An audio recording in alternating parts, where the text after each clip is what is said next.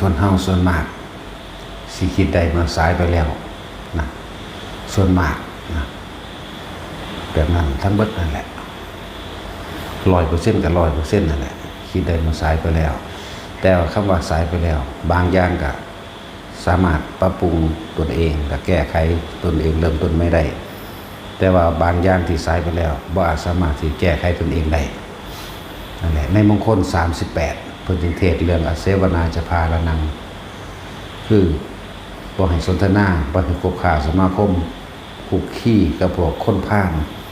เพราะคนพาลสิบ่รู้จักประโยชน์อันใดเป็นโทษได้ประโยชน์บ่รู้จักคือให้ผู้ใดผ่านไปเลยโดยบ่จักว่าเสียหายหรือบ่เสียหายเป็นประโยชน์ต่อผู้คนหมู่มากหรือแบบใดก็ตามคนพาลแล้วก็พร้อมกับการเห็นแก่ตัวพร้อมนั่นแหละมันอาชาติศัตรูไปคบกับเทวทัตแต่ว่าประวัติของอาชาติศัตรู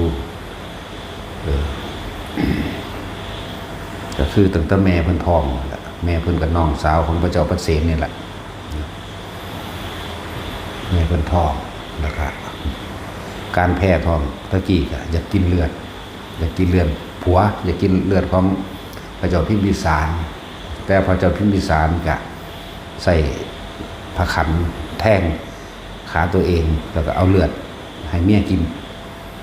นั่นแหละบัดนี้พวกอันเขาเลยมาทำนายได้ทักว่าลูกผู้นี้น่ะใหญ่ขึ้นมานี่สิทำการปิตุฆาตหมายถึงขาพอเขาก็พยายามที่สิเฮ็ดแท่งออกแต่ว่าพระเจ้าพิมพิสารรู้ข้าวได้ครับด่าหรือว่าลงโทษนั่นเองรักษาลูกผู้นี้มาเรื่อยคือบ่เชื่อหมอดูบ่เชื่อพวกโหนนั่นแหละจนสุดท้ายก็คลอดออกมาจนได้ที่แรกก็ดีๆอยู่นี่แหละเป็นคนหูอยู่ดีตลอดหลังจากตอนที่เป็นเด็กน้อยน่ะเวลาเป็นไข้เป็นหวัดมีขี้มูกออกพระเจ้าพิมพิสารสิดูดเอาขี้มูกสิดูดเอาจากดังออกจากจมูกของลูกเด็กเราหักลูกเล่าขนาดนั้นเด็กพระเจ้าพิมพิสารเพิ่นหักอันอาชาติศัตรูนี่เพิ่นหักเวลาเป็นไข้เป็นหวัดเพิ่นสิใส่ปากจุ่มดูดออกเลยดูดเอาขี้มูกออกจากนั่นแหละดังค่ายทิ้งแม้บางที่ก็เป็นฝีเป็นหนองไปเล่นจังซี่เพิ่นสิใส่ปากดูดหนองเลยเพิ่นหักลูกเพิ่นขนาดนั้นก็เยือโตใหญ่มากจนว่าฝึก16ปีขึ้นมากแหละฝึกดาบฝึกอาวุธมันก็เก่งกาจสามารถอยู่เป็นคนดีอยู่ที่แรกต่อมาก็ได้มาคบกับเทวทัตคบกับเทวทัตถ้าสิว่าเริ่มต้นสมัยแรกๆเทวทัตก็เป็นคนผู้ฝึกหัดปฏิบัติดีปฏิบัติชอบเพื่อกันเด็กจนถึงขั้นได้ฌานสมาบัติ8และสำเร็จอภิญญา5พร้อมบ่ได้แม่นอภิญญา6อภิญญา6ตรงประกอบด้วยอาสวัคยายานแต่ว่านี่ได้อภิญญา5แสดงฤทธิ์ต่างๆได้แล้วก็เป็นผู้มีวาทะในการแสดงธรรมเป็นผู้มีฝีปากหรือพูดชักจูงชักชวนโน้มน้าวได้ดีจนผู้ใดก็ยกย่องเทวทัตว่าเป็นผู้ปฏิบัติดีปฏิบัติชอบนะว่าเป็นพระดีแล้วบางคนมหาชนส่วนมากยกย่องเทวทัตว่ามีคุณมากกว่าพระโมคคัลลาและพระสารีบุตรโดยซ้ำไปนี่คือคนโมมากเพราะว่าเขาอาศัยสื่อเสียง อาศัยสื่อเสียงจากปากต่อปากแล้วก็อาศัยความเป็นผู้มีวาจาไพเราะ ให้เริ่มต้นแรก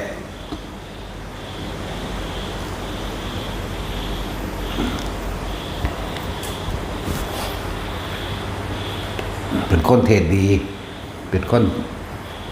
พูดชักจูงโน้มน้าวได้ดีคนก็นิยมชอบเขาไปฟังธรรมที่เทวทัตแสดงเหมือนกันนั่นแหละจังหวะเกิดการหลงตนเองเพราะว่ามีคนนิยมชอบเป็นที่เรื่องลือไปแต่ในอีกส่วนหนึ่งส่วนของพระโมคคัลลากับพระสารีบุตรแต่ว่าเป็นผู้วิจิตรพิสดารในการแสดงธรรมและก็มีลูกศิษย์ลูกหาที่เป็นอรหันต์กันสิหลายในการ แสดงธรรมได้พิสดารละเอียดลึกซึ้งแล้วก็ปฏิบัติตามได้ดี แต่ว่าของเทวทัตแค่ว่าพูดเปลือกพูดโน้มน้าวหรือยกย่องผู้อื่นเพื่อให้เกิดผู้อื่นเข้ามาสรรเสริญยกย่องตนเองหรือมีลาภสักการะมากขึ้นมากขึ้น จนถึงขั้นว่าเกิดลาภสักการะเป็นผาที่มีราคา100,000 กับ 5,000 เกิดขึ้นแบบนี้มหาชนคนทั้งหลายก็สิแบ่งออกเป็น2 พวกเมื่อผ่าราคา100,000 กับ 5,000 ได้เกิดขึ้นแล้วเนี่ยมหาชนก็ซุ่มกันพานี้สมควรตกแก่ท่านผู้ใดคนหมู่มากใน 2-3,000 คนเห็นสมควรว่าสิถวายกับเทวทัตเพราะว่าเทวทัตเป็นผู้ปฏิบัติดีปฏิบัติชอบตามความเข้าใจของเขาเป็นผู้มีวาทะกล้าเป็นผู้มีวาทะจักจุงจักชวนล่าเริงก็ว่าไปนั่นแหละอีกคนกลุ่มน้อยที่เขาไปสัมผัสระวังความละเอียดลึกซึ้งของถ้ำแล้วคนส่วนหน่อยนี่เห็นว่าเทวทัตนั้นบ่เหมาะสมกับผ่าที่มีราคาแพงขนาดนั้นเพราะว่าเทวทัตแค่พูดเปลือกแค่โน้มน้าวแค่ชักจูงแค่ชักชวนเป็นผู้มีฝีปากดีในการยกย่องสรรเสริญลูกศิษย์ลูกหามั่งเป็นคำกล่าวที่เผ็ดแสบหมายถึงว่าผู้ใดที่เป็นอาจารย์ถ้ายกย่องลูกศิษย์มันเป็นดุจดังว่ายาพิษคำสรรเสริญเป็นดุจดังยาพิษนะนั่นคือนักปราชญ์ทั้งหลายลงความเห็นแต่ว่ามันหน่อยพูดถึงว่าของเทวทัตที่เห็นด้วยนั่น3,000 คนจังซี่นะ10,000 คนจังซี่ส่วนที่เห็นด้วยกับพระโมคคัลลาภาษาลิบุตร500 คนจังซี่ตกลงสุดท้ายแล้วก็เลยเอาผ่า100,000 กับ 5,000 นั้นถวายกับเทวทัตผู้ใดเป็นยกย่องสรรเสริญเทวทัตก็สรรเสริญเขานี่แหละคำสรรเสริญเป็นดุจดังว่ายาพิษได้ฆ่าลูกศิษย์ของตนเองนั่นสั่น คำสรรเสริญเด้ยกย่องเด้เป็นยาพิษเด้อนั่นสั่นต่อมาบัดนี้คนหมู่มากเป็น10,000 คนนี่ก็สรรเสริญเทวทัตเหมือนกันสุดท้ายก็เลยหลงตัวเองว่าคนนิยมชมชอบตัวเองเกิดคิดการใหญ่ขึ้นมาเกิดคิดการใหญ่ในการจะปกครองสงฆ์ในการจะเป็นพระพุทธเจ้าแท้พระพุทธเจ้าสุดด้วยซ้ำนะนั่นแหละในการต่อมาก็ต้องหากษัตริย์มาเป็นที่พึ่งหรือเป็นผู้รับรองในความเป็นอยู่ของตัวเองสิเขาหาภัยดีนอก็ได้คิดถึงอาชาศัตรูนี่เป็น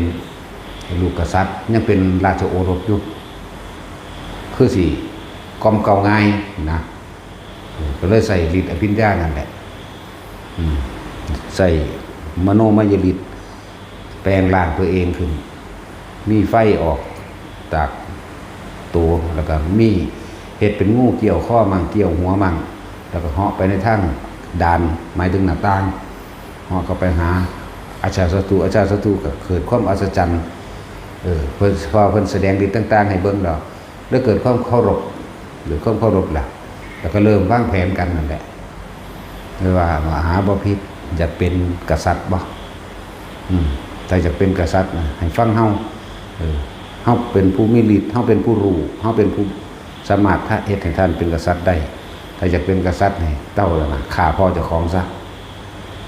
แล้วก็สถาปนายกตนเองขึ้นมาเพื่อ สิได้เป็นกษัตริย์ปกครองเมืองนะเนี่ยก็ถือกอมเก่ามาเรื่อยแต่อาชาศัตรูบอกว่าบ่อาจสามารถฆ่าบิดาได้ไม่อาจสามารถฆ่าให้ตายแบบนี้ได้ก็เลยว่าถ้าไม่อาจสามารถฆ่าได้ก็ลดหย่อนกอมเก่าเด้ถ้าอย่างนั้นท่านก็เอาไปขังไว้สิก็ขังไว้โดยไม่ต้องให้กินโดยขังเอาไว้ต่อมาก็ขังไว้ก็เฮ็ดตามได้บัดนี้เริ่มเฮ็ดตามได้บัดก็เลยเฮ็ดตามขังไว้แล้วก็บ่ให้กินอาหารพร้อมเด้คนอื่นๆห้ามเข้าไปเยี่ยมลูกเพิ่นก็มีหลายอยู่ดอกแต่ว่าอาชาศัตรูห้ามคนบ่ให้เข้าไปเยี่ยมก็เลยว่าเข้าเยี่ยมแต่ว่ามีแต่แม่เพิ่นเข้าไปเยี่ยมได้แต่ว่าแม่เพิ่นก็เป็นคนฉลาดที่แรกเวลาเข้าไปเยี่ยมกับคุ้มผ้าพื้นใหญ่ห่ออาหารเข้า ต่างๆเข้าไปเยี่ยมกับพอได้อาศัยกินต่อมานั่นเข้ามาก็เกิดอาจารย์ศัตรูก็จับได้ต่อไปก็คือบ่ให้เอาอาหารเข้าไปบ่ให้เอาอาหารบ่ให้คุ้มผ้าเข้าไปบ่คุ้มผ้าก็เอาใส่รองเท้าเฮ้จนจับได้ว่าเอาใส่รองเท้าสุดท้ายบ่ให้ใส่รองเท้าเข้าไปสุดท้ายเพิ่นก็เอาข้าวต้มหรือ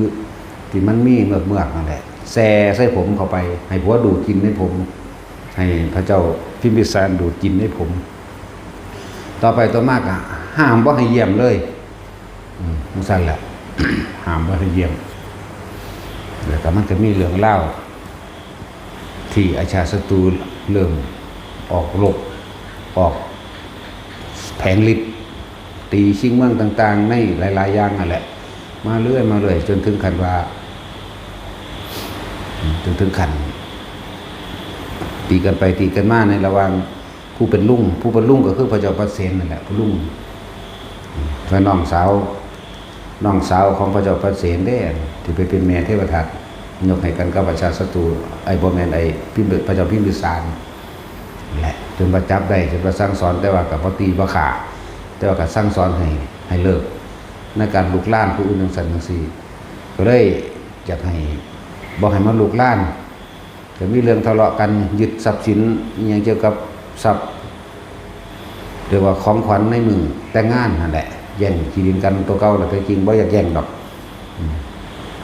สุดท้ายเลยก็ว่าบ่อยากให้มาต่อแยกกันกับลุงอีกคุณลุงก็เลยเอาลูกสาวเจ้าของนั่นแหละนางมังคลาน่ะมังคลาโกศลนั่นแหละหมายถึงลูกสาวพระเจ้าพิมพิสารบ่แม่นลูกสาวพระเจ้าปเสนเอาให้หลานเจ้าของเองนั่นแหละลูกน้องสาวบัดนี้ก็เอาลูกเจ้าของเองมาให้หลานชายนาเข้าใจว่าตาสินนี่ใครเว้าเองคนก็งงเองอยู่เด้ ภาษายังกับผู้อื่นผู้ฟังเนาะ นั่นแหละก็เลยได้ลูกของพระเจ้าปเสนยกลูกสาวกับนางปทุมมบดียกให้อาชาศัตรูไปอาชาศัตรูก็เอาไปแต่ก็ได้เนี่ยอยู่กันดูนานเติบนั่นแหละจนว่าได้ลูกคนนึงจนว่าถึง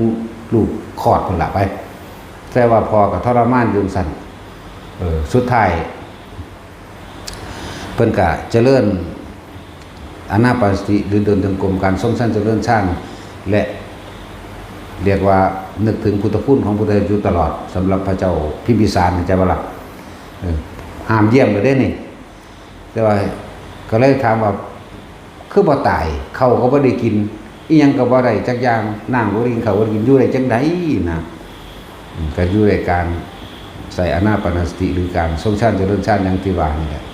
เวลาหิวน้ำมาก็แย้มปากขึ้นแต่บินจักน้อยก็บ่แม่นถึงว่าขันแลบเด้แล้วก็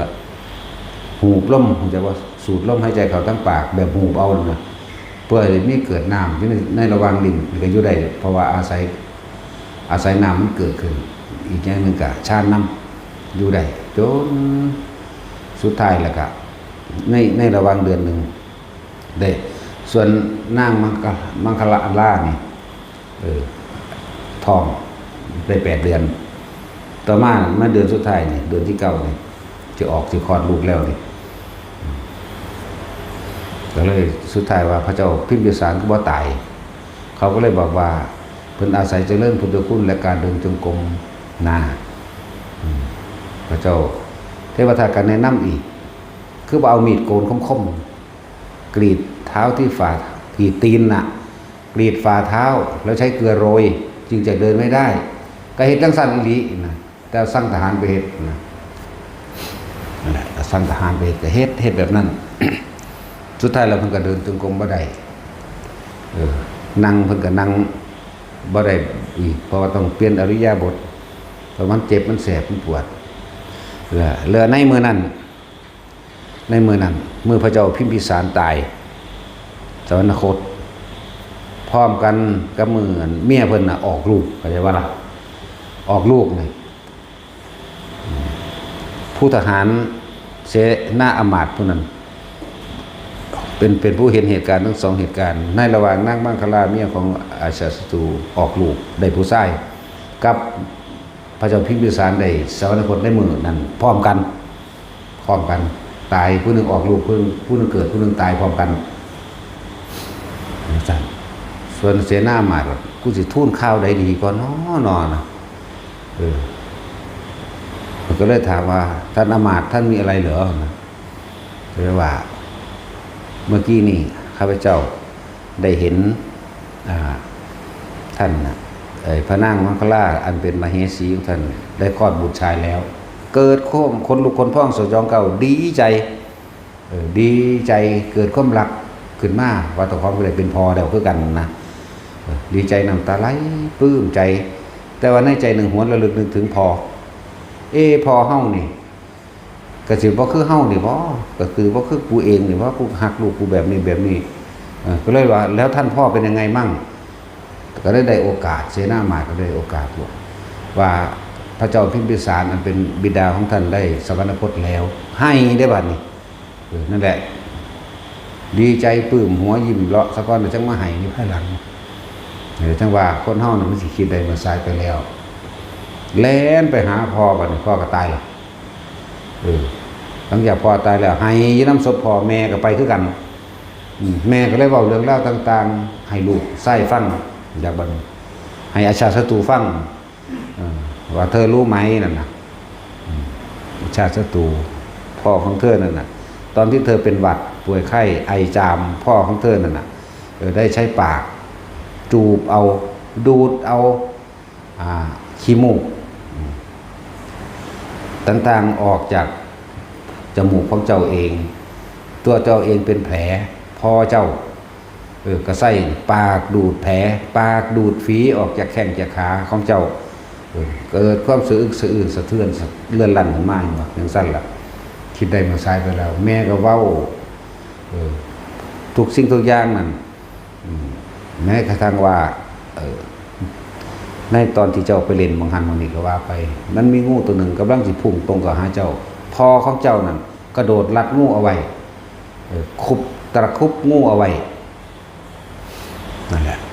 คิดระลึกถึงคุณได้บ้านี่เนื้อถึงคุณพอกับพอดีกับลูกจะคล้องก็ออกนั่นมันเลยเป็นหนึ่งสันนึกถึงคุณพอตอนที่แม่แพ้ท้องแม่มีความหิวกระหายนี่อยากกินเลือดพ่อของเจ้าก็ยังใช้มีดดาบหรือกรีดเข้าที่แขนตัวเองแล้วก็นำเอาเลือดของบิดามาให้แม่ผู้แพ้ท้องเจ้าในขณะที่ท้องเข้านั่นแหละนะกินเป็นถ้วยไปแพ้เมื่อไหร่พ่อของท่านก็ทำอย่างพ่อของเจ้าก็ทำอย่างนั้นเพิ่นกับลำพึ่งลำพันผู้เมียก็ดีผู้แม่นี่แหละแม่ของไอ้ชาสตูนี่ลำพึ่งลำพันเด้อก็โอ้ยนึกถึงบุญคุณพ่อได้บาดนี่ของคนมันก็จำได้ทุกเหตุการณ์นี่เนาะมันก็ง่ายแล้วนั่นแหละต่อมากับได้ไปอุ้มลูกเจ้าของโอ้ยทั้งโศกเศร้าครับนั่นแหละคิดถึงคุณความรักของเราที่มีต่อลูกอย่างไรความรักของพ่อเราก็คงจะเป็นกับเราเช่นนั้นให้ห้องทั้งสั่นแล้วเพราะว่าเสื้อเทวทัตอันเป็นคนผ่านสันดานเลี้ยวระย่ำสัวซาบสามารถสักจูนให้ผู้อื่นทำพิดุขาดได้ทั้งสั่นไปทัศน์ก้าวถึงเทวทัตอาจารย์ศัตรูนี่กลับใจได้เด้จากว่าล่ะบ่ได้คือในหนังเด้บ่ได้คือในซีรีส์เด้สิบอกให้ด้วยเรื่องจริงมันนั่นน่ะส่วนอาจารย์ศัตรูนี่กลับใจได้เมื่อได้ลูกนั่นแหละกลับใจได้เมื่อนั้นอย่าบ่โศกเศร้าเสียใจเป็นอย่างมากบ่ฮู้ว่าสิไปพึ่งพาอาศัยที่ใดเสนามาดก็เลยพาเขาไปเข้าเฝ้าพระพุทธเจ้าพระพุทธเจ้าก็เลยเทศนาเรียกว่าเวทละอย่างนี้แหละเรียกว่าทำนิทันเหตนกรรมลดหย่อนพ้นโทษต่างๆที่ได้ทำปิตุขาดนะพระพุทธเจ้าแนะนำเครื่องยูให้จากว่าหลักเครื่องยูคือว่าเจ้านี่จะอยู่ซื่อๆเจ้าจะอยู่เฉยๆเจ้าจงพยายามทำการกุศลให้มากยิ่งขึ้นไปเจ้าจะต้องใส่บาตรหรือดูแลอุปถากภิกษุสงฆ์มีจำนวนในเมืองของท่านเท่าไหร่จงทำเท่านั้นคือบ่ให้หยุดคิดในการทำดีพวกนี้สิหยุดคิดว่าอะไรได้พวกทำมัน ปิตุฆาตมาตุฆาตฆ่าพระอรหันต์ฆ่าอันพระพุทธเจ้านี่สิพวกนี้บ่ได้อยู่บ่ได้อกุศลกรรมนี่บีบอย่างแห้งได้พวกนี้สิเป็นคนคิดฟุ้งซ่านอยู่ตลอดจะต้องหาเครื่องอยู่โดยการกระทำนั่นเองสินั่งสมาธินั่งบ่ได้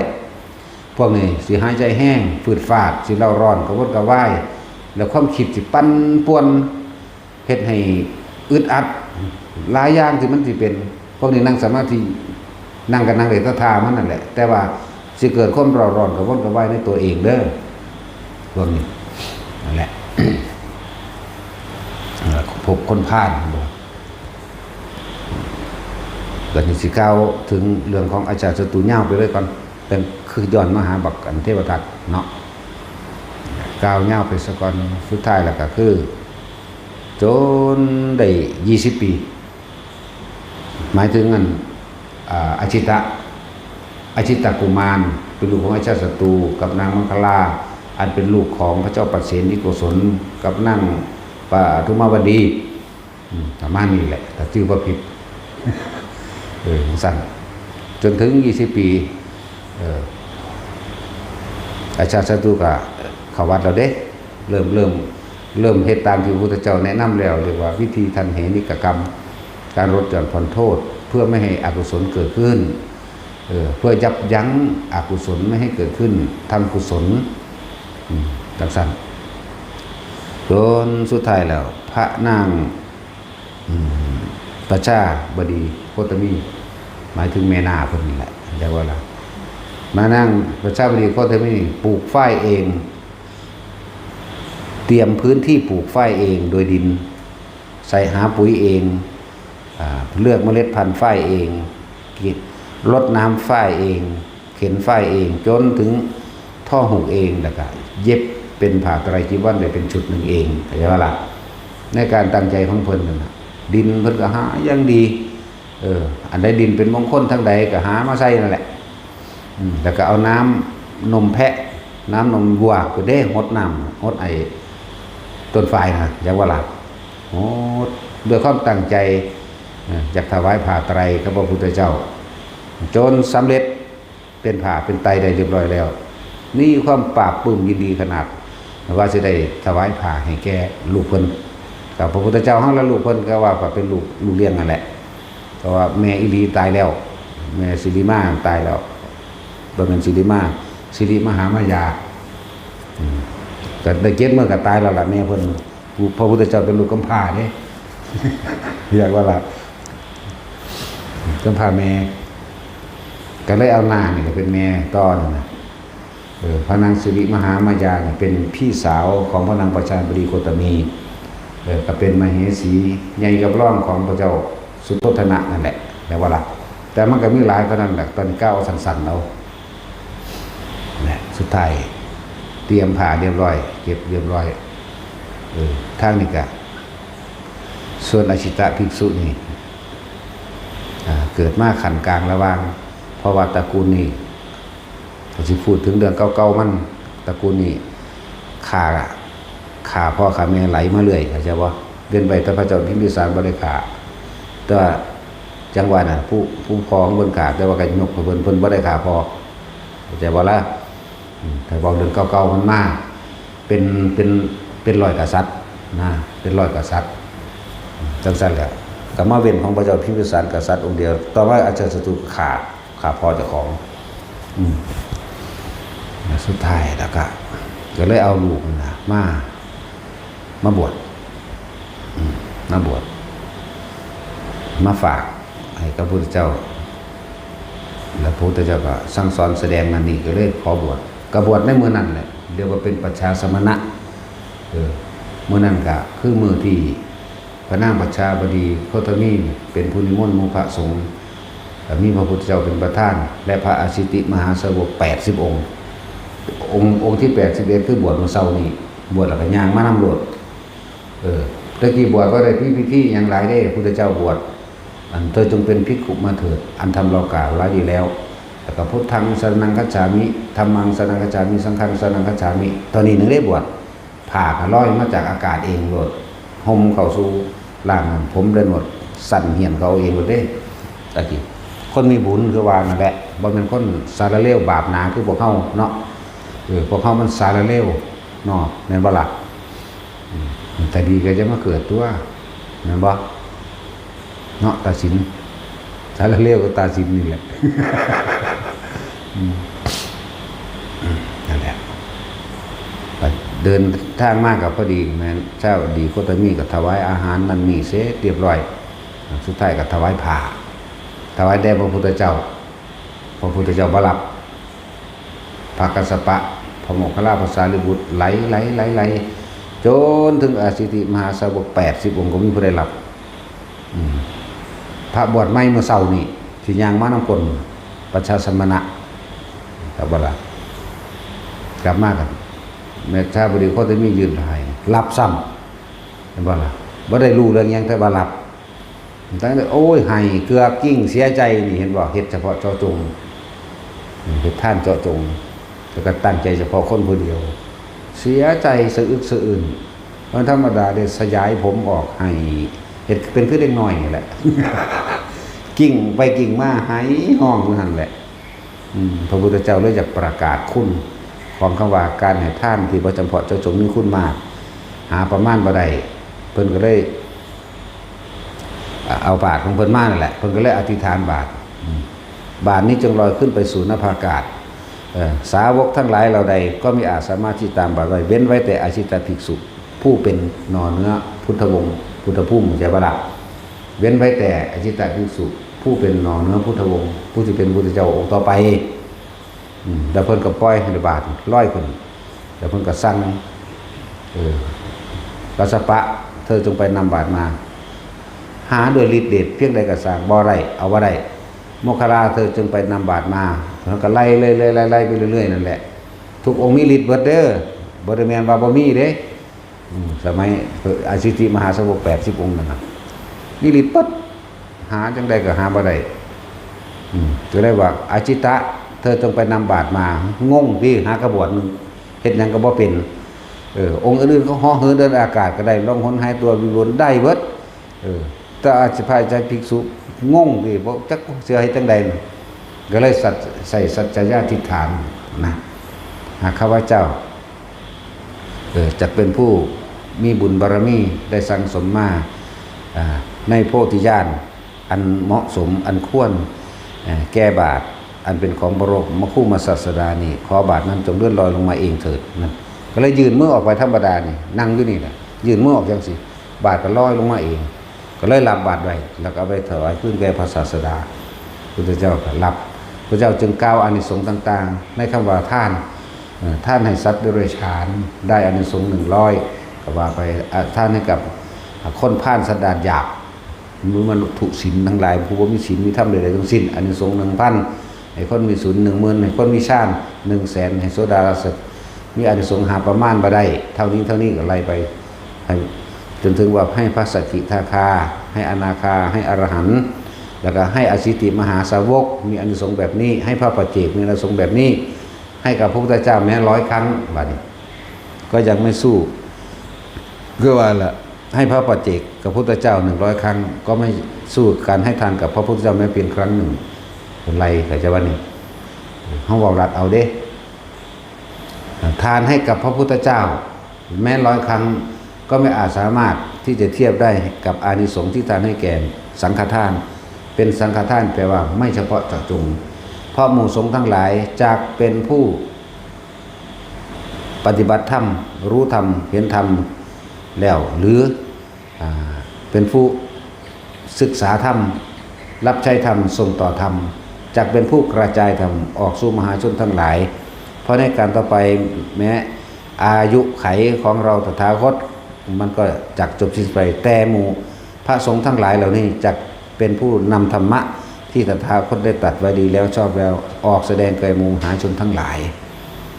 อานิสงส์ของสังฆทานจึงมีมากนับประมาณไม่ได้ใช่ไหมล่ะมีเพิ่นเว้าเรื่องอานิสงส์ของสังฆทานแต่เพิ่นก็ยกให้กับสัตว์เดรัจฉาน100 ครั้งก็ไม่สู้ให้กับคนทุศีลแม้เพียงครั้งเดียวให้กับคนทุศีลแม้100 ครั้งก็ไม่สู้อานิสงส์ให้กับคนมีศีลแม้ครั้งเดียวให้กับคนมีศีล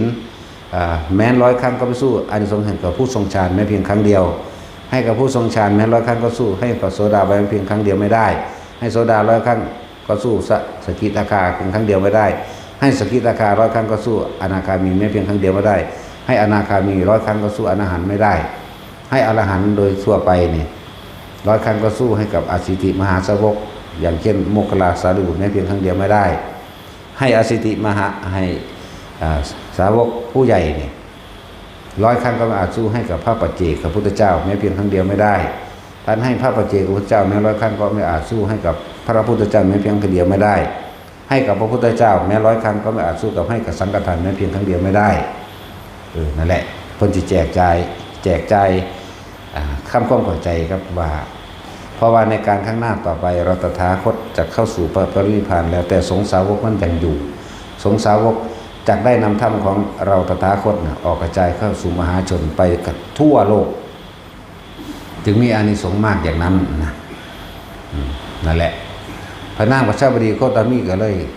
จิตใจเลยฟื้นขึ้นมาเลยฟื้นขึ้นก็เลยดีใจก็เลยบอกต่อไปเลยว่าต่อไปในการข้างหน้านี้แม้ท่านแม่นี่พระชาบดีโคตมีนี่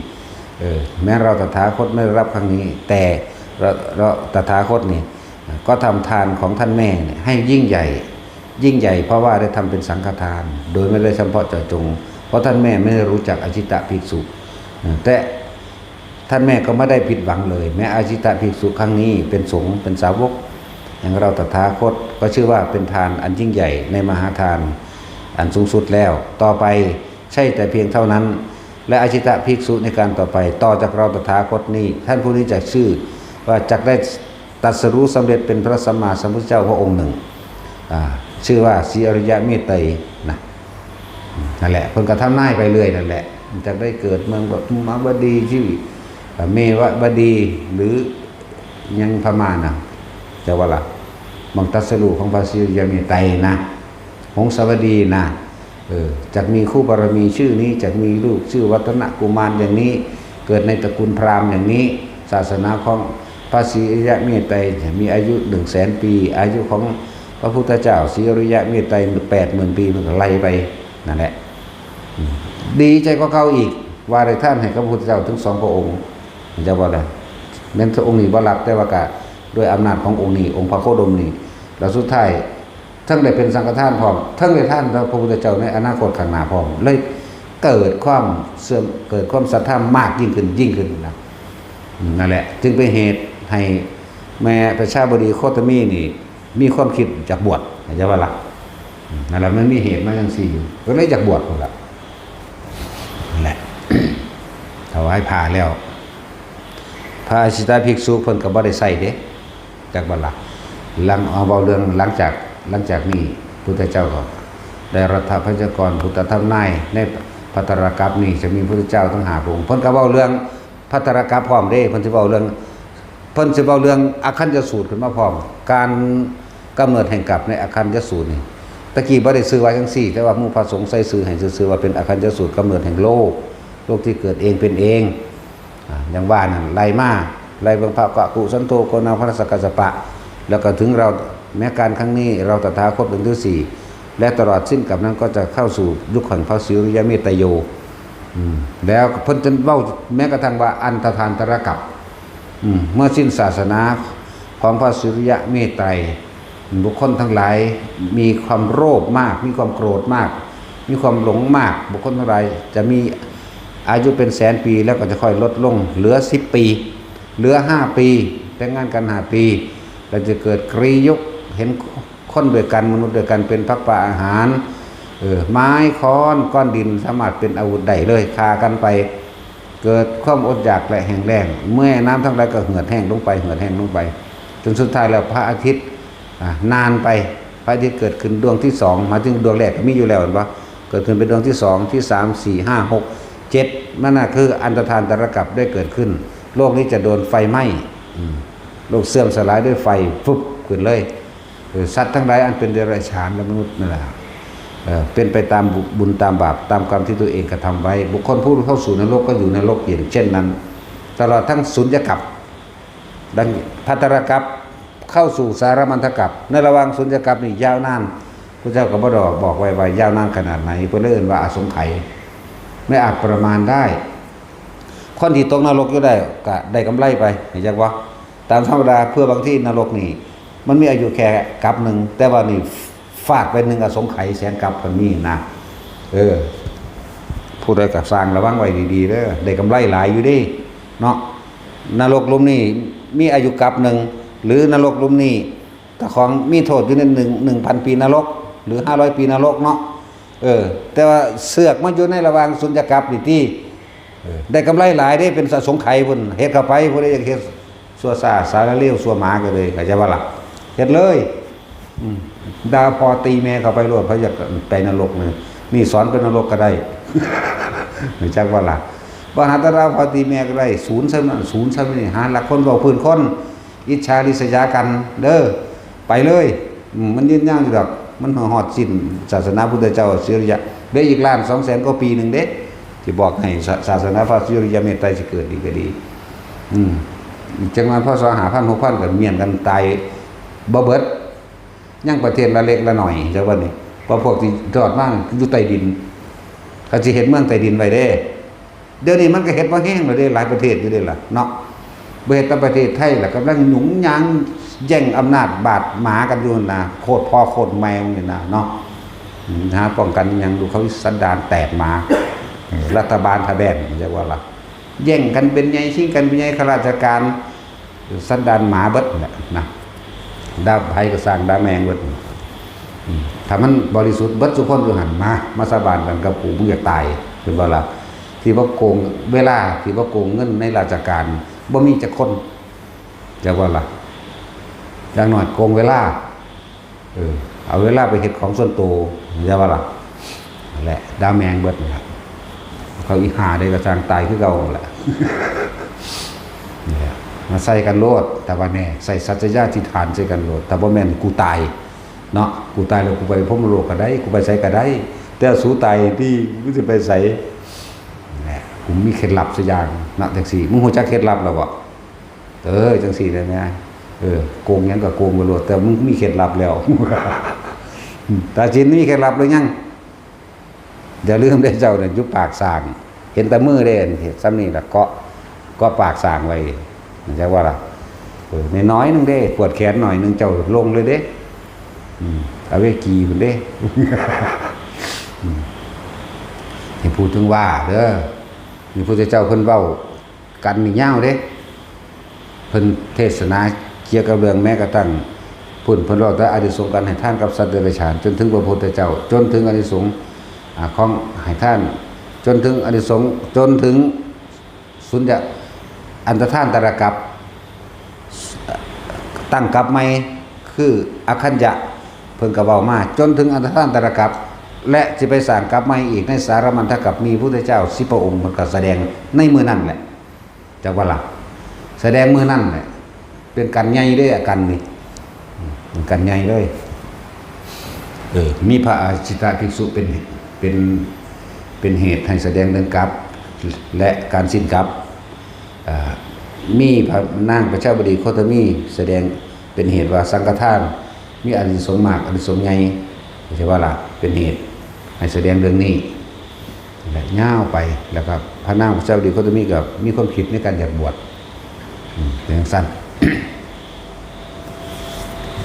นั่นแหละแต่กล่าวถึงพระอาชิตะภิกษุก็เรียนคำสอนพระพุทธเจ้าได้ดีแล้วก็ออกไปแสดงธรรมเพิ่นก็ใส่ลักษณะเดียวกันกับพระอานนท์นั่นแหละเรียกว่าล่ะข้าพเจ้าได้ยินได้ฟังพระตถาคตเจ้าแสดงมาอย่างนี้เพิ่นสิบ่บอกว่าเพิ่นเว้าเองเด้ตะกี้เข้าใจว่าล่ะบ่แม่นเดี๋ยวนี้นะตะกี้กับตาหอยคนละอย่างจักตะกี้บ่ตาสินหอยจิบกี้เบิดบ่ได้ซุมื้อนี่เนาะหอยจิบกี้มาเฮ็ดบวงมันมาฝนดอกฟ้ามุงแหมพวกคนในเมืองพวกบ่มีการศึกษาพวกกันมันบ่จักดอกเนาะบ่จักหอยจิบกี้ดอกสั่นแล้วนั่นแหละเป็นเหตุพุทธปานี้พระอาจารย์ตะภิกษุนี่ที่เป็นวงจรการตัดในกษัตริย์ฆ่ากันมาถึง ร้อยกษัตริย์เข้าใจบ่ล่ะเว้นไว้กษัตริย์เดียวคือพระเจ้าพิมพิสารในตำราว่าบรรลุโสดาบันเนาะต่อมานี่อาชาติศัตรูมาขาพออย่างสั่นเด้อแต่จะพูดถึงบุพกรรมของอาชาติศัตรูนี่แต่พระธรรมปิฎกขาดนะสามารถบรรลุอรหันต์ได้เลยในศาสตร์นี้ใช่ป่ะล่ะเป็นที่แรกจังบอกว่าคนส่วนมากคิดได้มาภายหลังเบิดพระพุทธเจ้าก็บอกไว้แล้วน่าเสียดายที่อาชาติศัตรูเนี่ยได้ไปพบคนพาลสันดานหยาบทำให้เสียมรรคเสียผลแห่งตนเองซึ่งวาสนาบารมีก็เต็มแล้วสามารถที่จะบรรลุเข้าสู่มรรคผลนิพพานในปัจจุบันชาตินี้นั่นแหละจึงเป็นเหตุให้เพิ่นแสดงธรรมอาเสวนาจะพารานังนำครับประกอบกันกับอันเทวดามาถามเรื่องอะไรคือมงคลอันสูงสุดนั่นแหละแต่ว่าล่ะแต่เพิ่นแก้ปัญหาเทวดาเพราะแห้งล่ะแต่เพิ่นก็เลยนำว่าเสวนาจะพารานังว่าจะคบกับคนพาลจะสนทนาคนพาลจะคุกคีคนพาลสันดานหยาบกับคนพาลสันดานหยาบพาลงนรกเบิดมันจะจักประโยชน์หยังมันเห็นแต่ประโยชน์มันเองเห็นแก่ตัวข้อขาเอามันก็ขาเอาเพราะหลักของมันเอาเพราะที่โยนความผิดให้ผู้อื่นมันก็โยนเลยเพราะจะก้าวตู้ใส่ไหลไผมันใส่เลยนินท่าวาไหลไผนั่นแหละคนพาลจากว่าล่ะอย่างสั้นแทนที่อาชาติศัตรูสิได้บรรลุอรหันตผลในปัจจุบันศาสตร์นี้แปลว่ากลับอยู่ในมหาเวทีนรกไปละมื่นพระพุทธเจ้าได้จังสิพ้นใดถ้าว่าสั่นแสนพระพุทธเจ้าซ้ำกันกับเทวทัตเด้เพราะว่าเรียกว่าวิธีหรือนิทันเหตุกรรมทำให้ไม่เกิดอกุศลเกิดขึ้นอีกก็เลยต้องหาเครื่องอยู่นี่คือสินั่งสมาธิก็นั่งบ่ได้หรอกพวกนี้นั่งบ่ได้เราร้อนกระวนกระวายเกิดกายห่อนขึ้นมาโลดบ่สงบดอกบ่ได้คือในหนังในซีรีส์เด้มันเป็นนั่งสงบจะหันไปมีทางของจริงมันเป็นแบบนี้พวกนี้นั่นแหละจังว่าพวกเจ้าหรือคนฟังจะคิดได้เมื่อสายไปแล้วได้ยินได้ฟังธรรมแล้วก็ปรับตัวใหม่ใช่ป่ะล่ะวิธีทำหรือวิธีให้เกิดการทรงฌานจะเริ่มฌานหรือฝึกหัดเป็นวิธีที่ง่ายๆแล้วที่นำมาให้ง่ายกับทุกคนบ่ฮู้จักหยังทางฝึกง่ายเนาะพวกฮู้จักหลายๆก็ฝึกยากแน่เพราะว่ามันสิเทียบฝึกการทรงฌานจะเริ่มฌานจับอาการปิติอยู่ในกายเวทนาจิตวิญญาณกายฝึกง่ายๆเด้อผู้ใดบ่เป็นก็มาฝึกเอาอย่าเสือคนเสือคือคนโง่คนพิสูจน์จึงเป็นคนฉลาดเข้าใจบ่ล่ะต้องพิสูจน์พวกนี้มาฝึกเอาเองก็เลยเว้าเรื่องอาชาติศัตรูก็ตกนรกไปผ่านพ้นพระพุทธเจ้าถึง10,000พระองค์จึงจะพ้นจากนรกอันนั้นเมื่อพ้นจากนรกนั้นในกับอันหนึ่งซึ่งไม่มีพระพุทธเจ้าเกิดขึ้นแต่ว่าอาจารย์ศัตรูเป็นพระปัจเจกพุทธเจ้าบ่ล่ะนี่คือสรุปเรื่องของอาจารย์ศัตรูเมื่อพระพุทธเจ้าพวกเจ้าแต่องค์เดียวมันก็พอแห้งแล้วเนาะนี่แม้พระโคตรองค์เดียวนี่แม้เครื่องนึงแล้วได้เฮานี่จังน้อยเฮาก็ตายแล้วได้นี่มันก็ยังยากมันดากมันทุกข์อยู่ปานนี้เนาะจังซั่นแล้วเราจะไปเมื่อนพระพุทธเจ้าบ่ต้องเอาองค์ที่10,000ดอกเอาองค์ที่100จักว่าเป็นเกิดไปใส่เดือนอยู่ทั้งใดเดี๋ยวนี้องค์ที่100เนาะแต่องค์ที่10เฮาพอฮู้อยู่ องค์ที่1ถึง10 20แล้วองค์ที่30เฮาก็พอรู้อยู่นับจากหลัง30องค์ไปนั้นเฮาบ่รู้จักว่าล่ะบัดนี้สิว่าองค์ที่100จักสิเป็นใส่เดือนอยู่ใส่จักสิเป็นหินเป็นแม่งไม้เป็นให้เป็นแม่งโยห้องเวงๆอยู่ทั้งไหนเนาะซั่นแล้วเป็นปูเป็นปลาอยู่ใสหรือเป็นหมาเป็นคนอยู่ทางไหนไม่รู้สิไปว่าหยังกับองค์ที่10,000เนาะนี่สรุปของอาจารย์ศัตรูหลังจากนั้นเกิดขึ้นมาก็จังสิมาเป็นพระภัตติจักบ่ล่ะตอนนี้เว้าย้อนหลังขึ้นไปหาเทวทัตเด้อบัดนี้เด้อ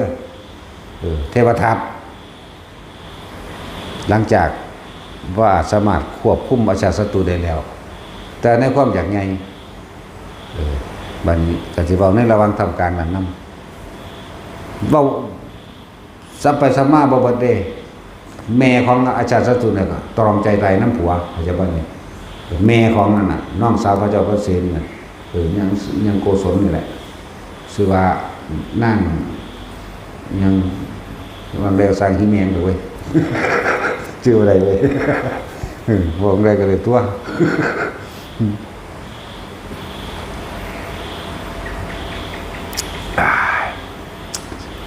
อร่อยอ่ะตาสิน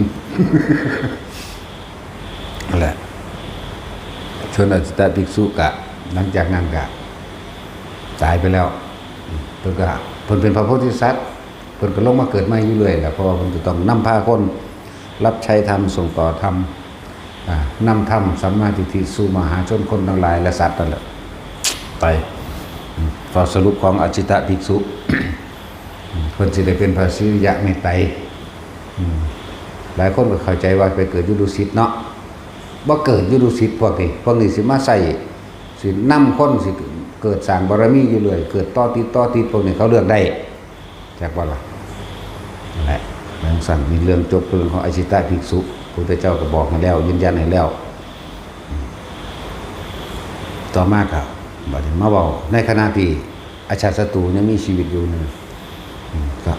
เทวทัตตั้งตัวเองเป็นไง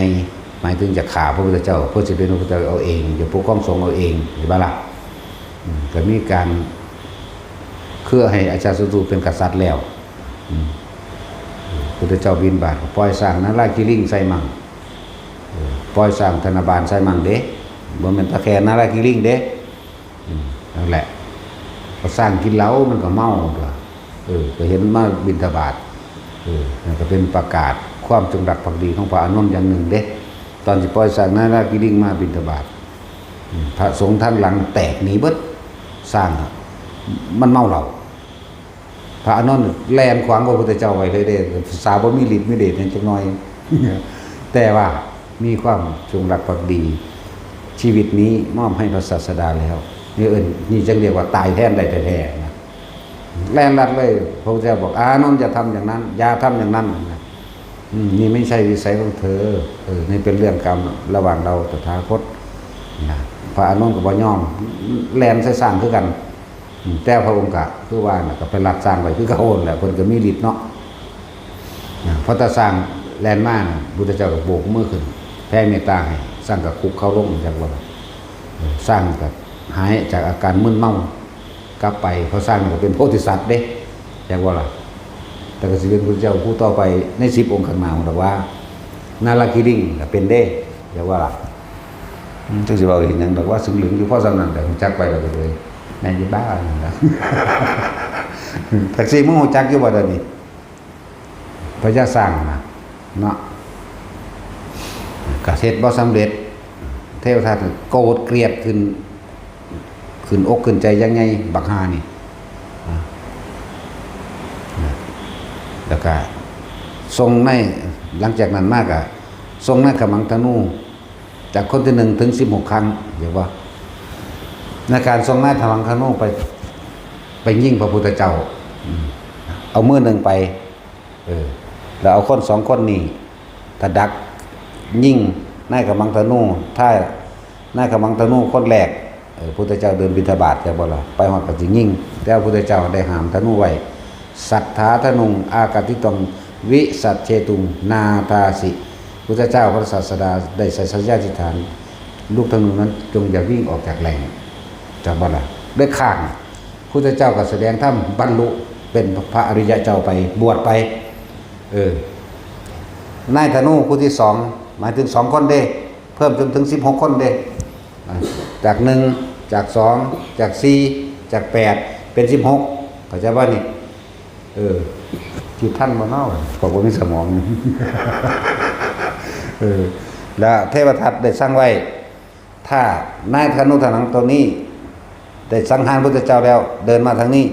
พวกเธอทั้ง2นี่จงสังหารนายขมังธนูนี้แต่ก็บอกทาง2คนนี้ถ้าเดินมาทางนี้4คนนี้สิยิง2คนนี้ถ้า4คนนี้ยิง2คนนี้แล้วตรงนี้8คนนี้สิยิง4คนนี้ก็จะว่าจากนี้16คนนี้สิยิง8คนนี้จาก8คนนี้เขาเคยใส่ทหารขาวตายไปเลยนะความหมายแต่ว่าพวกนี้บ่เห็นนายธนูคนนี้มาบ่เห็นก็เลยต้องเข้าไปหาผู้นี้ก็ไปบวชแล้วก็จะว่านี่ผู้ที่1ก็บวชแล้ว2ก็บวชแล้ว4บวชแล้ว 8บวชแล้วจนถึงสุดท้าย16ก็บวชเบิดเลยพุทธเจ้าห้ามทะลุทะนูบ่ให้แล่นไปเบิดนั่นแหละเป็นอริยเจ้าไปเบิดซั่นครับส่วนเทวทัตก็ช้ำใจก็เก่าอีกดังว่าล่ะจนเข้าไปเรียกว่าที่ถ้ำสังฆเพศไปขอบัญญัติจากพระพุทธเจ้าบัญญัติถ้ำสังฆเพศได้บัดไปขอบัญญัติจากพระพุทธเจ้าว่า5ข้อให้ภิกษุนั่นบ่ให้กินเนื้อสัตว์1ให้อยู่ป่าตลอดแล้วก็บ่ให้เปลี่ยนผ้าอย่าบ่นี่แต่ก็ยังอีกดอก ลืมละบ่ให้รับนิมนต์เนาะเห็นบ่ให้อยู่ป่าตลอดมันลืมแล้วล่ะมันเว้าแม่ยังดอกบักห่างไปเลยเทวทัตบอกได้ก็ต้องได้นรกพุ่นน่ะมันเลวกว่าดอกเนาะคือลงไปผีกันอีกสมตัว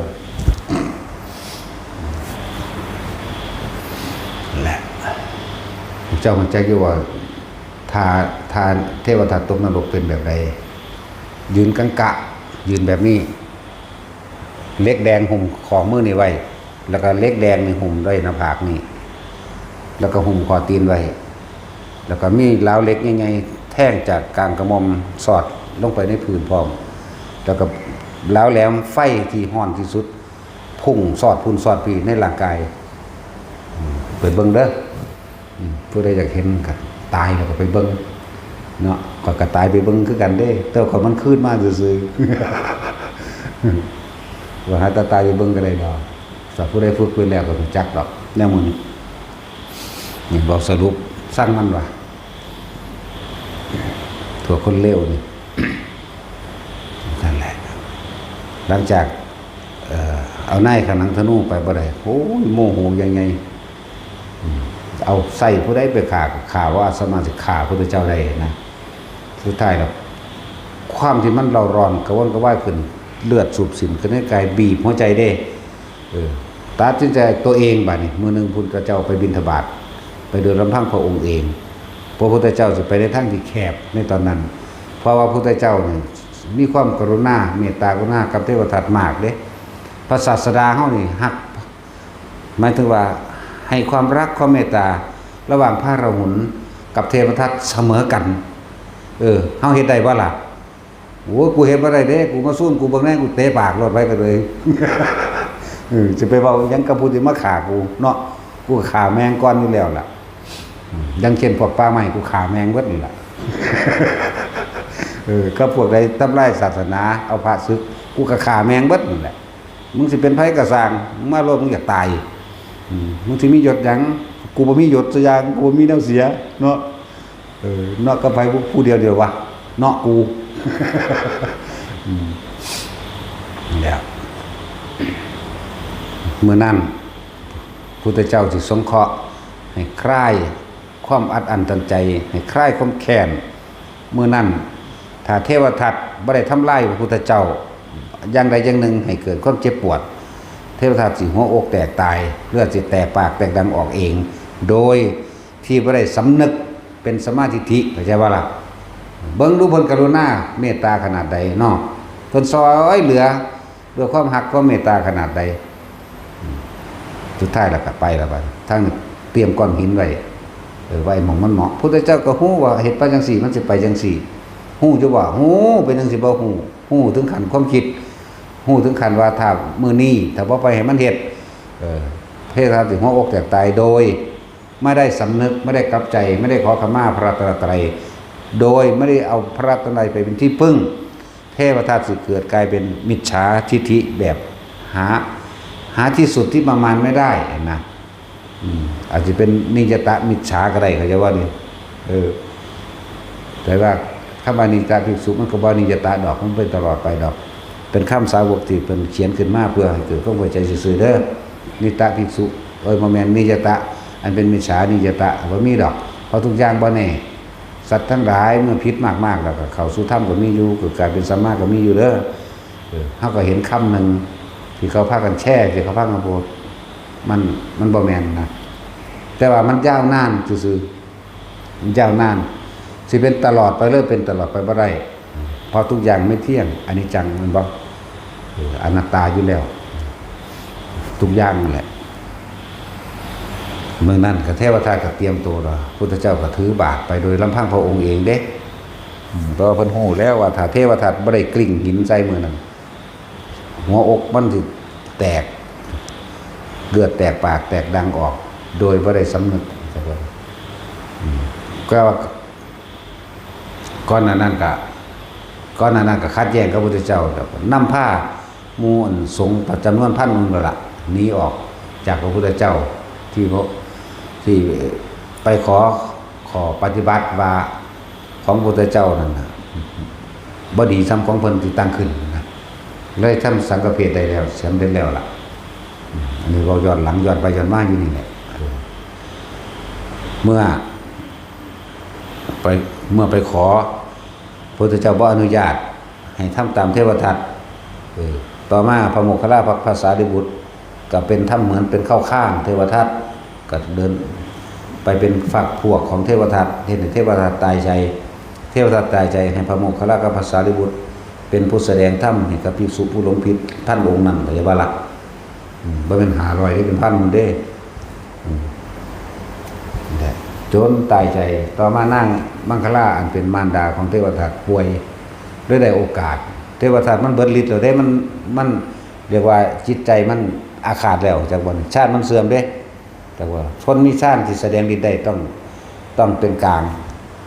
ต้องสิแสดงได้แสดงโดยบ่เป็นตัณหาเด้จากว่าจะแสดงได้ถ้ามีตัณหาแสดงบ่ได้เด้อนั่นแหละแล้วก็สิแสดงสิไปอวดโชว์คนนั่นอวดโชว์บ่ได้บัดนี้พออยากอวดเนาะมันเลยบ่เป็นโอ้ยจักสิเฮ็ดหยังแล้วเฮ็ดซื่อๆได้เฮ็ดบ่ให้ผู้ใดเห็นแม่เนาะสู่อยู่ซื่อๆก็บ่ได้เมื่อนั้นแม่สิตายมีคนในกรุงกับปริพัฒน์ล่ะมาบอกว่าแม่สิตายเลยเดินทางกลับได้จังว่าโอกาสของพระโมคคัลลากับพระสารีบุตรชักจูงชักชวนหมู่ภิกษุลงผิดกราบขึ้นจังว่าล่ะนั่นแหละนี่ก้อนสิกิ่งหินได้นี่มันก็หลายบทหลายบาทหลายเหตุการณ์หาก็เว้าย้อนไปย้อนมาจังซี่ล่ะกลับขึ้นแล้วกลับขึ้นไปหาพระพุทธเจ้าเรียบร้อยแล้วได้ทำการขอโทษขอขมาทั้งหลายแล้วเทวทัตกลับมาจากกรุงกบิลพัสหลังจากงานศพแม่แล้วศพแม่แล้วก็กลับมาเห็นแบบว่างแปลนเป่าแต่ว่าโกกาลิกะอันที่โกกาลิกะรออยู่ที่สำนัก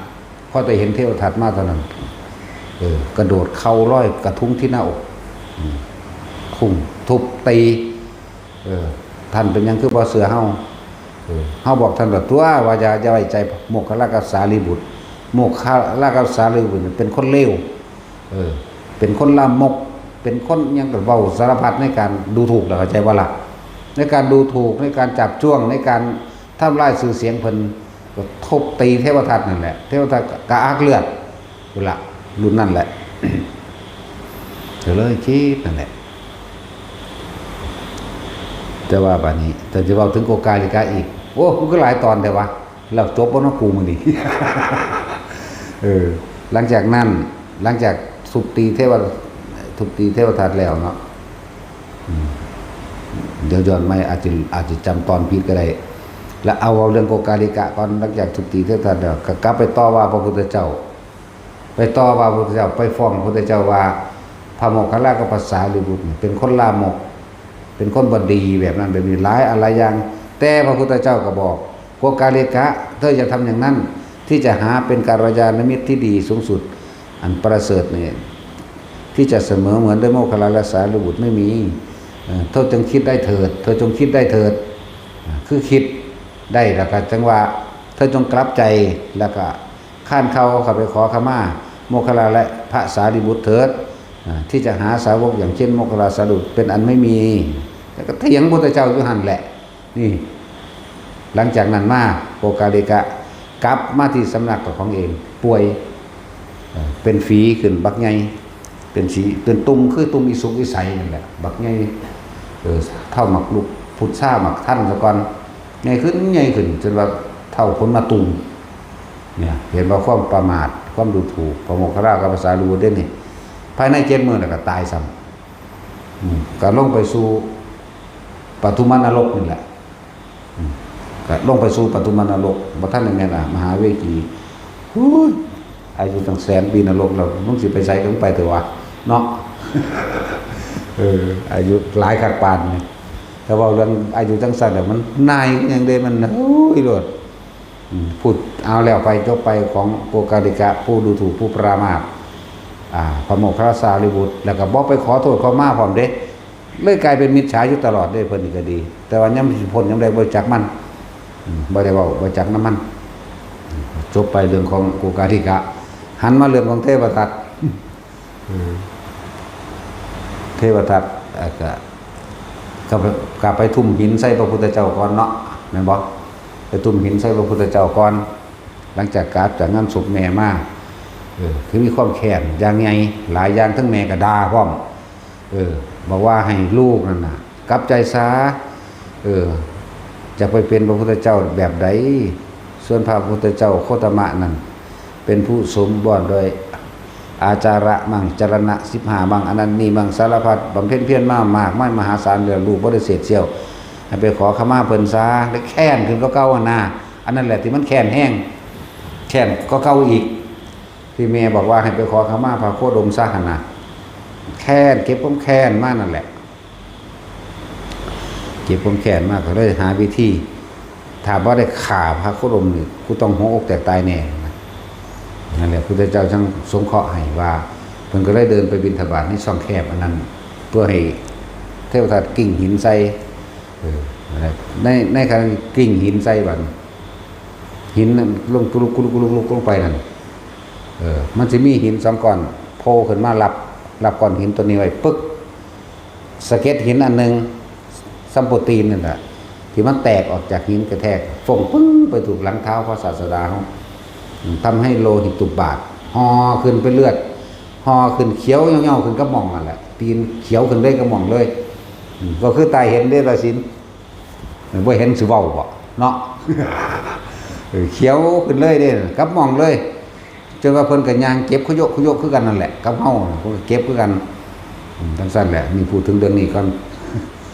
เอายาวไปเลยซั่นหลังจากนั้นเพิ่นเป็นบิณฑบาตกลับมาก็มีคนบอกว่าเพิ่นเจ็บแบบนี้แหละก็เลยเอิ้นหมอชีวกมารพัฒน์มาหมอชีวกมารพัฒน์ก็นำเครื่องมือหมอเครื่องมือแพทย์ของตัวเองมาแล้วมาพาให้ยาชายามึนตะกี้มีแล้วเด้จักบ่ล่ะเขาจะเอาหยังเฮ็ดยาชาอย่างก็ฟินคักๆนั่นแล้ววิธีสกัดน้ำฟินเฮ็ดเป็นยาชาเลยน่ะก็เฮ็ดเป็นแล้วเด้แต่หมอชีวกก็เป็นผู้พาเฮ็ดนั่นน่ะก็ได้สูตรมันก็พุ่นละมั้งมันเท่าเดี๋ยวนี้แหละมาฉีดยามึนถอนแขวเฮาอยู่นี่ นอกจากสิเจ้าก็ถึงทอดเกี่ยวเจ้าก็มูตัวเป็นไหนนั่นแหละแต่ว่าด้วยบาปกรรมอันเป็นเศษกรรมของพระพุทธเจ้าเขาต้องรับเทศให้หมอชีวกบ่อาจสามารถเห็นยาชาก่อนฟินอันนั้นใดนะบอกยังไงซะว่าก่อนฟินอันใดโอ้กลัวไปนี่นะกลัวนี่นะเท่บางยังใดหายเลยก็บ่เห็นพุทธเจ้าเห็นอยู่แต่ว่าบอกว่าได้ไม่ได้ให้ขนขวายเพื่อตนอะไรบ้านนี่บ่ได้ให้ขนขวายเพื่อตนได้ก็เลยบอกก็เลยเอามาพาแบบสดๆเลย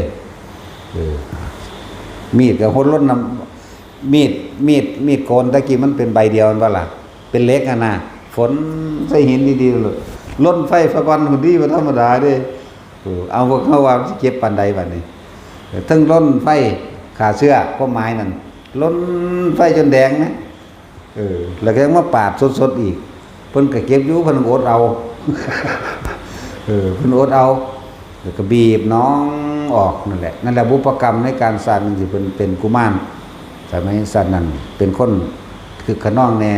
เล่นลูกข่างลูกกว้างใช้ผ้าขว้างเอา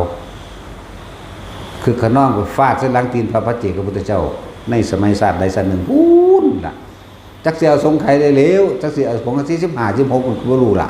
แต่ว่าเศษกรรมนี่ก็ยังไม่ผลมันเดิมนี่จบไปพาแบบสดๆจบเป็นแนวๆเรื่องๆไปหลังจากเพิ่นเทวทัตนี่ได้ทุ่มก้อนหินใส่พระพุทธเจ้าแล้วแต่ก็สะใจว่าเจ้าของอันได้ทำลายพระพุทธเจ้าได้แล้วนะมันเลยคลายความเครียดคลายความอัดอั้นตันใจเฮ็ดให้ผ่อนคลายลงมาเลยเฮ็ดให้บ่ให้หัวอกแตกตายเฮ็ดให้บ่ได้เลือดแตกปากแตกดังออกดอกกลับไปที่สำนักพอดีโกกาลิกะก็รออยู่นั่นแหละจักว่าล่ะโกกาลิกะรออยู่ เห็นเทวทัตมาฮอดกับเน็บเดียวดีๆกับแลนเข้าใส่หน้าอกทุ่งใส่กันเลยนะปัวปะตีเขาคนมันบ่จักสู้มันน้อยใจหรือว่ามันท้อแท้เฮ็ดหยังพระพุทธเจ้าบ่ได้อยู่แล้วเลยส้มไปเลยถ้าเทวทัตที่สู้เทวทัตเนี่ยเป็นนักรบเห็นบ่ล่ะเป็นคนที่รบเก่งอยู่แล้วภาษาหยังกับพวกกาลิกะภาษาคนชาวบ้านซื่อๆแต่ว่าหลังจากป่วยแล้วก็เลยระลึกถึงไว้เฮาพยายามฆ่าพระพุทธเจ้านับประมาณครั้งบ่ได้ระลึกมาแต่เป็นเด็กน้อยพุ่นเด้เทวทัตเกิดก่อนอยู่แล้วเป็นอ้ายเรียกว่าล่ะเป็นอ้ายเมียก็คือนั่งพิมพานั่นแหละระลึกเฮาว่าสามารถสิเอาชนะพระโคดมนี่ได้เลยสิทธัตถะนี่ได้เลยบ่ว่าสิเป็นเล่นหยังก็สร้างบ่สามารถมันแต่สิทธัตถะยกย่องเฮาอยู่ตลอดทั้งที่เฮาบ่สามารถที่สิเสียดเสียวในการรบในการชกมวยในการยิงธนูทุกอย่างบ่สามารถแต่ว่ามีแต่ยอมรบให้เลยนึกถึงคนใดจนถึงสุดท้ายว่าแม้เข้าพยายามฆ่าถึง16ครั้งก็ไม่อาจสามารถทำอะไรได้ทั้งที่พระศาสดาก็รู้แต่ว่าการที่จะเอาคืนเราแม้สักครั้งหนึ่งไม่มีการที่พระศาสดาที่จะกล่าวคำหยาบช้าหรือตำหนิหรือด่าเรานะไม่มีเลยแม้สักครั้งเลยระลึกได้เห็นบ่ระลึกไปเจอน้ำตาไหลได้บ่เสียใจก็เลยให้พวกบริวารที่เหลืออยู่ข้างๆ4องค์นั่นแล้วเอาใส่ตะเลียงพวกท่านทั้งหลายจงสงขอเฮาเนี่ยเป็นครั้งสุดท้ายขอให้เฮานั่นน่ะไปขอขมาพระศาสดาเอาพวกนี้ก็สงเคราะห์ให้ก็หามไปนั่นแหละนี่คือสำนึกได้โดยตนเองเราได้บัดนี้สำนึกได้โดยตนเองเด้หามไปถึงเมืองนี้พระอานนท์ก็รายงานเทวทัตกำลังเดินทางมาตอนนี้อยู่ในระยะกิโลเท่านั้นพระเจ้าค่ะจากจังไรก็ไม่เห็นเราตถาคตเข้ามาถึง16กิโลแล้วพระอานนท์ก็รายงานอีกพระเจ้าค่ะเทวทัตกำลังเดินทางมาอย่างไรก็ไม่ถึงเราตถาคตจนถึงยุนนาวัดชิตวันบัดนี้แต่ว่าในระยะห่างอยู่กิโลหรือประมาณกิโลกว่าประมาณนั่นแหละมันมีสระน้ำอันนึงอยู่ในหันสระน้ำพวกหมู่หามมานี่ที่เพิ่นฮ้อนเพิ่นเมื่อยจากว่าเทวทัตมันก็ฮ้อนมันก็เมื่อยคือกันพวกพระไอ้ภิกษุ3-4องค์ฮ้อนพากันลงอาบน้ำพากันลงอาบน้ำแล้วเทวทัตก็สิลงอาบน้ำคือเขาที่แค่ว่าพอจะเอาเท้าตีนน่ะแตะพื้นดินปุ๊บแผ่นดินสิแยกออกเลยแผ่นดินบ่อาจสามารถรองรับมหาเลวมหาสัวซ่ามได้ขนาดนั้นแผ่นดินแยกออกเฮ็ดให้ดึงพรึดลงไปแต่ว่าเหลือจะประมาณข้อเทวทัตก็เงยเลยแงนหน้าขึ้นเลยลึกถึงคุณพระพุทธเจ้านี่พุทธคุณนี่บ่ระลึกถึงคุณพระพุทธเจ้ากึกแผ่นดินเลยหยุดไว้ซะก่อนเพื่อให้เทวทัตได้กล่าวคำสำนึกโดยตนเองนั่นแหละกล่าวคำสำนึกไหลเรื่องหลายอย่างที่เฮ็ดสะสมมาแล้วแหละเลยว่ากล่าวคำสำนึกระลึกถึงคุณของพระเจ้าไหลมาแต่เป็นเจ้าชายสิทธัตถะไหลมาแต่ของก็เป็นเจ้าชายเหมือนกันได้ไหลมาจนถึงการบวชไหลมาสำนึกความผิดที่เจ้าของเฮ็ดไว้น่ะนะสำนึกมาสุดท้ายก็เลยว่า การครั้งนี้คือสิบ่ได้เห็นพระศาสดาแล้วข้าพเจ้าขอถวายกระดูกคางเป็นพุทธบูชาธรรมบูชาสังฆบูชาพุทธังธัมมังสังฆังสรณังคัจฉามิหลังจากก้าวเข้าไปซึดปุ๊บลงไปเลยแล้วก็ไปยืนข้างย่างอยู่ในมหาเวทีนรกเท่าเดี๋ยวนี้แหละว่าท่านพ่อหน้าที่เด้เอาบ่ตัดสินว่าท่านพ่อหน้าที่เด้ของนรกอันนั้นเด้โอ้ยจักกะเบิ่งแน่แสนพุทธเทวทัตจังสิพ้นไหมโอ้ยองค์ที่แสนจังสิเป็นอีหยังอยู่ไสแล้วเดี๋ยวนี้กูไปก่อนละกูอยู่ดอกหน้าอีกมื้ออื่นมื้อนี่กูก็ไปแล้วจักว่าล่ะมื้อละแบบกันเด้มื้อกลับมื้อสงไข่จักว่าล่ะโอ้ยาแก้ไออย่างดีนี่โคคาโคล่าตะยินยาแก้ไอกินยาแก้ไอมันว่าเศร้าเว้ยกินแล้วก็ไอก็เก่าที่แมวนี่กูกินโคคาโคล่านี่แหละง่วงมันเมื่อยโคคาเด้อซั่นโคก็แปลว่าง่วงเด้อมันก็ไปฆ่าขี้ตมมันก็เลยล่าได้เป็นที่มาของคำว่าโคคาโคล่า พูดถึงว่าตอนที่ว่า เหลืออีกประมาณกิโลกว่าๆน่ะตอนนี้เทวทัตอยู่หน้าพระ